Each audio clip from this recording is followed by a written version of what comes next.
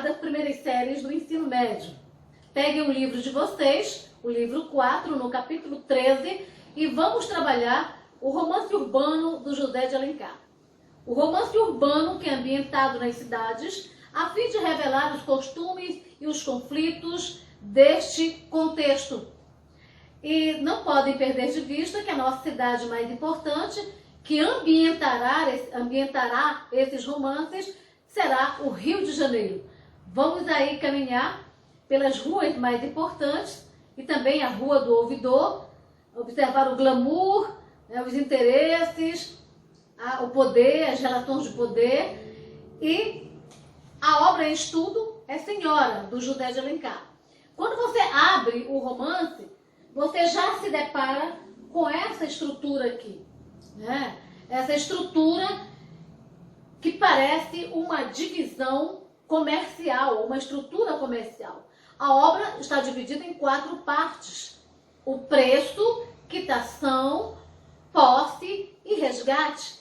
Cada uma dessas partes tem uma finalidade importante, né, dentro do romance estabelecido, da história de amor, que é a história de Aurélia Camargo e Fernando de Seixas. Nós começamos, por exemplo, com o preço. A nossa personagem, Aurélia Camargo, já desfilando poderosa nos salões do Rio de Janeiro. E a narrativa começa dizendo assim: olha só, gente, há anos raiou no céu fluminense uma nova estrela. Desde o momento da sua ascensão, ninguém lhe disputou o cetro.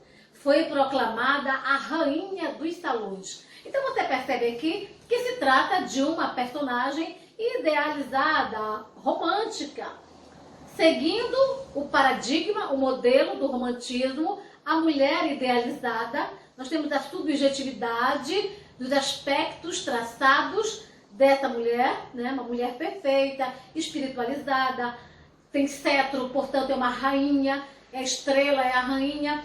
Mas esta nossa Aurélia Camargo, ela será uma personagem dicotômica antitética. Ela terá uma fisionomia bipolar. Ao mesmo tempo que ela é anjo, ela também é um demônio. Ela é descrita por vezes como uma mulher extremamente vingativa, né? Nós vamos ver depois isso, e com alguns aspectos comparadas a uma serpente, por exemplo. Então nós vamos ver assim o olhar dela, né?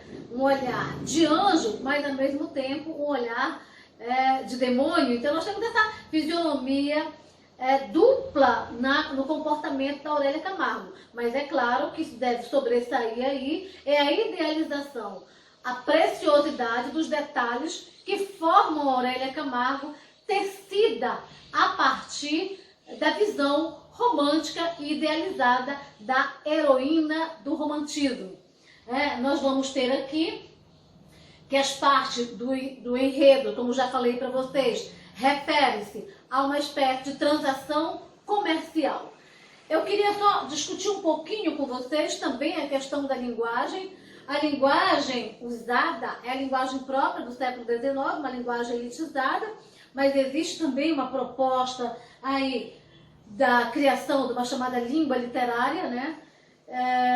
Que depois eu posso discutir isso com vocês nos grupos, ou então em algum outro encontro virtual nas aulas do Meet. Tá? E nós temos também uma obra eminentemente descritível, com muita riqueza de detalhes, né? O narrador em terceira pessoa, o narrador observador, o narrador que conhece bem a narrativa e que consegue penetrar, né, nos desejos mais obscuros dos personagens e revelar ao leitor. Nós temos um tempo cronológico, claro, a narrativa não é linear, porque ela tem os flashbacks, né, ela começa no meio da história. Por exemplo, na primeira parte da narrativa, que é o preço, já começa a Aurélia Camargo brilhando nos salões do Rio de Janeiro. Quando nós chegamos na outra parte, que é a quitação, nós vamos ter, por exemplo, esse recuo da narrativa ao passado, nos dando conta de quem é Aurélia Camargo e por que ela projeta uma espécie, tece, né, melhor dizendo, a sua vingança ao comprar, né, o Fernando de Seixas para que fosse o seu marido. Nós vamos ver isso daqui a pouco, né? E o espaço é bem fechado, nós temos alguns momentos muito importantes que se dão exatamente na chamada câmara ou aposento nupcial. O momento mais importante da narrativa vai se dar em ambientes mais fechados. Então nós temos aí um espaço urbano, um espaço físico, né, predominantemente com cenas importantes ocorridas em espaço fechado, dentre elas, como já disse, o aposento nupcial, né? Outra coisa importante, já falei do narrador onisciente, né, narrador observador, narrador em terceira pessoa. E nós vamos passar para os personagens. Aurélia Camargo, 18, 19 anos, essa mulher glamurosa, bonita, mas que era muito pobre, né? Filha de uma viúva muito pobre, e que de repente ganhou uma herança muito vantajosa, muito rica, né? Do seu avô. E aí a vida dela começou a mudar, e aí nós temos a Aurélia Camargo pré-identificada nos salões do Rio de Janeiro, como já falei para vocês, como se fosse a rainha dos salões, imbatível. Todos queriam estar na companhia de Aurélia Camargo, né? Ou seja, no céu fluminense, a estrela que dominava ali o cenário era a Aurélia Camargo, né? Mas o que vai acontecer? No passado, ela tiveram um relacionamento com Fernando de Seixas e ele, como ela ainda era pobre, ele a preteriu por Adelaide Amaral. Fernando de Seixas, que é uma espécie de alpinista social, ele está em dificuldade financeira, né? E aí nós temos aí a narrativa do Alencar, mostrando os detalhes da sociedade, as hipocrisias, a dissimulação, né? Nós estamos aí no contexto da ascensão da burguesia, então as aparências elas são muito levadas em conta, né? O poder, o dinheiro, né? A beleza, a aparência, então tudo isso é muito levado em conta. E o Fernando de Seixas, ele então termina o relacionamento com a Aurélia Camargo quando se namora e se deixa ali fazer um compromisso com uma outra mulher por um preço, 30 conto de réis, Adelaide Amaral. E aí nós vamos ver que quando a Aurélia fica rica, é claro, evidente que ela vai querer vingar-se do Fernando de Seixas, né? A narrativa ela vai girar em torno desse conflito aí. É esse o ponto, né? É esse o grande tema. Por isso que a Aurélia Camargo ela é tão dicotômica, ela é tão bipolar, ela é tão antitética. Nós temos características muito diferentes, né, no comportamento, a antítese, antitética, né, dicotômica, contrária, contraditória na Aurélia Camargo. Por conta disso, porque ao mesmo tempo que ela ama o Fernando de Seixas, ela precisa dar uma lição nele, né? E aí essa lição, é claro, que ela vai dar no Fernando de Seixas, é quando, através do Lemos, ela vai comprá-lo, né? E aí nós temos, então, agora a outra parte, né, da narrativa, que vai ser a posse, né?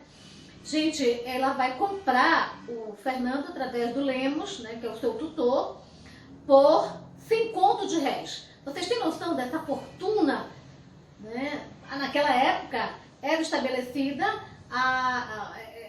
tinha a validade, né, no Segundo Império, da questão do dote. Os pais poderiam dar o dote pela moça que iria casar-se, ou ela mesma, se tivesse condições. Foi o caso da Aurélia Camargo, né? Então, era o regime de casamento dotal, né? Então nós vamos ver aqui que na noite de núpcias, porque o Fernando de Seixas vai ficar muito feliz por saber que ele vai se casar com a mulher que ele realmente ama, que é a Aurélia Camargo, né? Só que ela não sabe desse amor, ela não sabe, né, do que se passa na cabeça do Fernando de Seixas. O que ela tem é a traição, né? Ela sabe que Fernando de Seixas a deixou por outra mulher por conta do dinheiro. Então ela disse, agora eu posso, agora eu vou comprá-lo e ele será meu. Então na noite de núpcias, quando ele pensa que vai ser tudo muito bom, ela vai então dizer a ele que o comprou, ele não passa de uma mercadoria. É incrível como nós vamos ver muito bem esse comportamento bastante hipócrita, porque a Aurélia Camargo ela vai por muito tempo frequentar a sociedade carioca em companhia do Fernando. E parece que tudo vai bem, mas quando chega na casa, nos aposentos nupciais, nada vai bem. Eles não vivem como marido e mulher de modo algum, né? Então aqui eu até coloquei para vocês podem visualizar isso aqui, né? A jovem, porém, na noite de núpcias, deixa claro, comprou para representar o papel de marido que uma mulher na sua posição social deve ter. Ou seja, olha a crítica que nós temos aqui. A mulher, para ser bem aceita na sociedade, deveria ter um marido, deveria ser casada. Então nós temos essa visão crítica das hipocrisias sociais, já temos um dedo nas feridas do comportamento social, algo que nós veremos muito claramente no realismo, tanto de Machado de Assis, o escritor brasileiro, quanto do escritor português chamado Eça de Queiroz, com narrativas poderosas e muito críticas acerca desta visão burguesa, essa visão moral burguesa, né? Bastante enviesada. Então nós vamos ter aí as hipocrisias durante meses, uma relação conjugal marcada por muitas ofensas, por muitas ironias, por muitos maus tratos, por muito sarcasmo. E isso vai fazer com que o Fernando de Seixas queira recuperar a sua dignidade, né? Então começará a trabalhar, né? Aqui nós vamos ter isso, né? Tempos depois, Fernando começará a trabalhar para, com isso, restituir o valor que foi dado tanto em adiantamento quanto o cheque do dote que já estava pronto. E essa cena ela é incrível. Eu quero com isso, com essa minha aula, o meu interesse, minha boa gente, é que vocês leiam a narrativa, que compreendam os costumes do Rio de Janeiro, da época, a ambientação urbana, que compreendam o romance urbano, que consigam fazer essa viagem em torno do Rio de Janeiro, né? Mas que também consigam averiguar as questões críticas muito válidas para qualquer tempo, porque são questões críticas de caráter universal, porque são pertinentes a comportamentos humanos, que acaba sendo um romance de costumes, né, do José de Alencar, porque é um romance pré-realista. E como eu havia falado, o Fernando ele vai recuperar essa dignidade quando ele consegue o dinheiro. E aí nós teremos a última parte da narrativa, que é o resgate, né? Lá nos aposentos nupciais, né? Vai rolar aquela conversa da Aurélia Camargo e do Fernando de Seixas, e ele está pronto para restituir o valor que ela havia comprado. E naquele momento, quando ele pensa, vai ter separação, a Aurélia não vai mais me querer, realmente eu sou uma farsa apenas, né? O que é que vai acontecer? Quando ele vai restituir o valor, quando há então o pensamento de que vão se separar, a Aurélia Camargo vai dizer a ele que sempre o amou, né? E que apenas queria ter uma garantia que de fato ele estava arrependido. Tanto é que ela mostra o documento que fizera, né, por ocasião do casamento, tornando herdeiro universal, herdeiro de toda a sua fortuna. Com isso nós temos o fechamento da narrativa, né, o epílogo que terminará ao gosto bem romântico, o mocinho e a mocinha sacramentando o seu amor, né? E eu convido vocês a conhecerem um pouco mais do romance urbano, do mesmo modo como vocês foram convidados a conhecer um pouco mais do romance indianista, mergulharem na leitura para interagirem com a linguagem, com a interpretação e prepararem-se cada vez mais para o Enem. Afinal de contas, leitura é sempre uma ferramenta sensacional para potencializar não só a escrita, como conhecimento de mundo, interpretação e que venha o Enem. Vamos partir para a próxima aula.